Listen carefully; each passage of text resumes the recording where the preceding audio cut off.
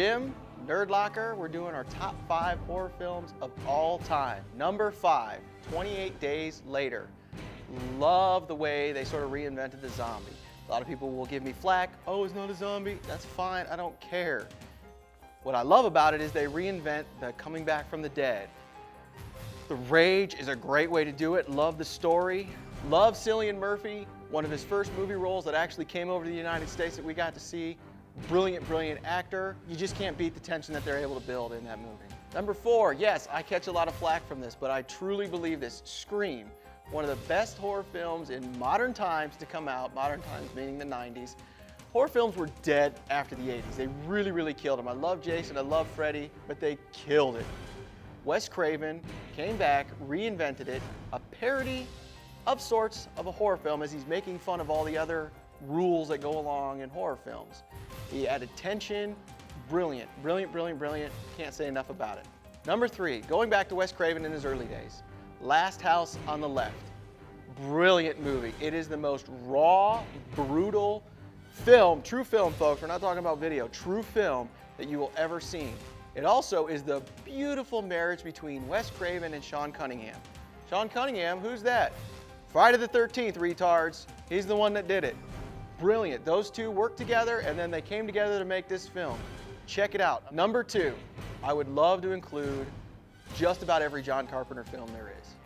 He is a brilliant man. I love Halloween, great, but it's not Halloween, it's The Thing. It is the best example of an anti-hero. The late 90s, early 2000s, everybody's being an anti-hero. No, no, no. Kurt Russell, the best anti-hero. I don't want to fucking do the shit, but I'm the only one here that can. I've got to do it. Brilliant. If you ever have a chance to watch the DVD commentary, and maybe it's on a Blu-ray, I don't know, John Carpenter and Kurt Russell talking about that movie, fantastic. You can hear John Carpenter lighting up cigarettes every fucking 5 minutes, and you can hear beer cans. It's a great commentary, plus they talk about the film, so that's not bad either.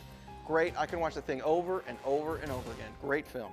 And my number 1 horror film of all time, the original 1974 Texas Chainsaw Massacre. What is wrong with that family?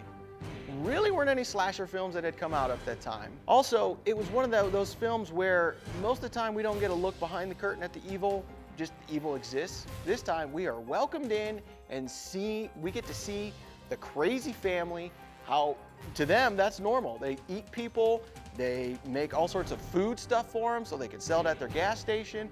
Incredibly crazy. Introduction to one of the best horror villains of all time in Leatherface, still to this day. And I'll be honest, the remakes, not that bad. Sadly, most of the sequels to the original stream of films, not that good. Texas Chainsaw Massacre, you can just go bye-bye. But Texas Chainsaw Massacre, number 1 horror film of all time. Again, I'm Jim. That was my top 5. If you don't like it, fuck off.